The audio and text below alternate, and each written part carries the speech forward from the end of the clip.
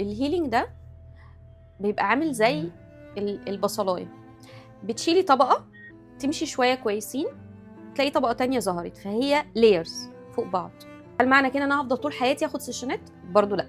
انا ممكن مثلا اروح لحد يساعدني لمده 10 سيشنز مثلا، وات ايفر بقى انا خدتهم في سيشن كل اسبوع او 3 شهور بعمل هيلينج، وات ايفر على حسب انا في انهي ستيت. بفضل ماشي فتره طويله كويسه، 4 سنين 5 سنين كويسه عادي، مش محتاجه حد. وطبعا بتختلف من شخص للتاني، بس يعني خليني احكي على تجربتي والناس اللي انا شفتها عادي بيفضلوا مكملين، خلاص اختفى بقى كويس.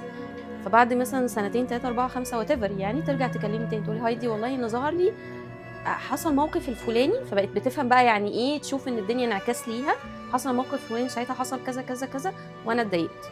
نبدا بقى ندخل تاني ونشوف ده كان من ايه، سواء هتعامل معاها بالهيلينج او بالكوتشنج عادي. المره التانية ما تحتاجش كل السيشنات بتاعت اول مره، لا ممكن تاخد مثلا عدد سيشنات اقل، خلاص تبقى كويسه تمشي شويه كويسين في حياتها حلوه وكويسه وتمام، يظهر لها لاير جديد. هو ما بيخلصش، بس في نفس ذات الوقت انا مش بفضل طول حياتي اروح له، يعني بروح له شويه اتعامل معاه ارتاح، خلاص بقى اعيش حياتي عادي. ممكن اخد سيشن واحده بحيث ان انا كانت حاجه ستك معايا وخلاص خدت سيشن واحده وبقيت كويس كملت وهكذا. واكتبوا لي في الكومنتس كلمه هيلينج وهنبدا مع بعض الرحله.